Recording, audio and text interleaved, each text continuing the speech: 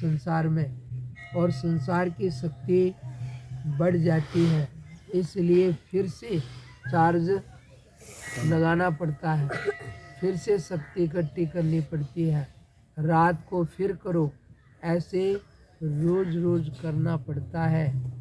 धीरे धीरे तुम्हारे अंदर सद्गुणों का बल बढ़ जाएगा और दुर्गुणों का कम हो जाएगा, तो आप एक दिन धीरे धीरे इस संसार की उलझनों को पार करके, सब उलझनों से निकल करके और उसका रास्ता पा जाओगे कि जिसमें जा कर के हमेशा के लिए उलझनों से छूट जाएंगे।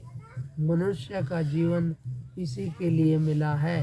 खाना पीना, बच्चे पालना, ये सब कार्य तो पशु पक्षियों में भी होगा, लेकिन आत्म कल्याण और सबकी गुलामी, परेशानी, पराधीनता से छूटने का भाव हो तो यहीं से शुरुआत हो सकती है और कहीं संभव नहीं है।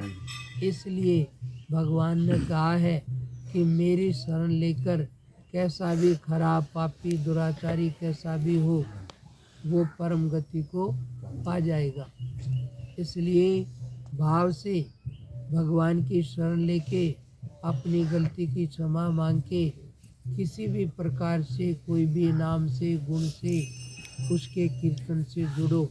इससे तुम्हारा कर्म बनेगा छुटाने वाला, और उससे आप सब उलझनों से निकल जाओगे।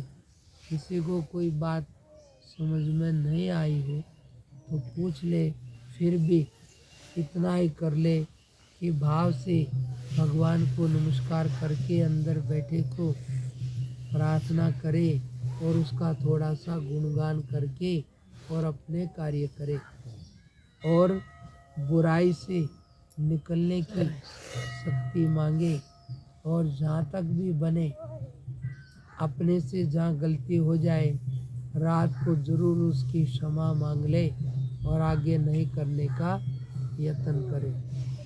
समझ में आया? अभी देखो बहुत सारी बातें हैं। आज एकादशी का दिन है।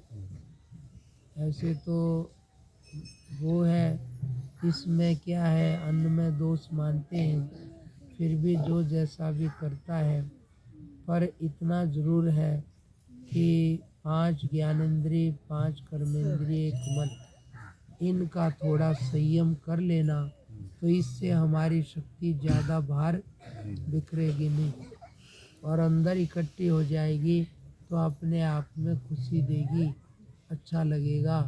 और इन सब के बाद में भगवान का गुणगान करना, कीर्तन करना, एकादशी में भगवान का हरे कृष्ण हरे राम का कीर्तन करते हैं, यहाँ पर चालू है, वहाँ पर बैठ के करें, अकेले में करें, कैसे भी करें, तो इससे क्या होगा, संसार का बल बढ़ेगा नहीं और आत्मा का बल बढ़ जाएगा। भगवान के साथ जुड़ने से भगवान का बल और आत्मा का बल बढ़ता है, और संसार के साथ जाने से हमारा आत्मा का बल कम हो जाता है और इसका बढ़ जाता है। इसलिए हमारे को मालूम है, फिर भी शक्ति चाहिए, तो शक्ति उस परमात्मा से मिलेगी, उसके साथ जुड़ना पड़ेगा। पाठ से, प्रार्थना से, कीर्तन से, गुणगान से कैसे भी जुड़ोगे तो शक्ति पा जाओगे और फिर विकारों से निकल जाओगे। इसलिए भगवान को ज़रूरत नहीं है, हम उलझन में पड़े हैं, हमें निकलना है, तो वो निकला हुआ है, जैसे निकल सकते हैं उसने बताया है वैसा करने का, तो बस इससे आप भी निकल जाओगे। समझ में आ गया? और नहीं भी आया हो तो शुरुआत करोगे तो आ जाएगा। कोई भी चीज़ें चलने से ही समझ में आती हैं, केवल दूसरे के कहने से सारी समझ में नहीं आती। जब चलोगे तो अपने आप समझ में आने लग जाएगा कि हाँ कैसे कैसे उलझन है, कैसे कैसे बंधन अपने रास्ते खींचते हैं। कभी आलस है, कभी कुछ है, लेकिन धीरे धीरे आराम से कोशिश करोगे तो भगवान की शरण लेके जब लगोगे तो अपने आप वो रास्ता बता देगा और आगे बढ़ाने में मदद करेगा।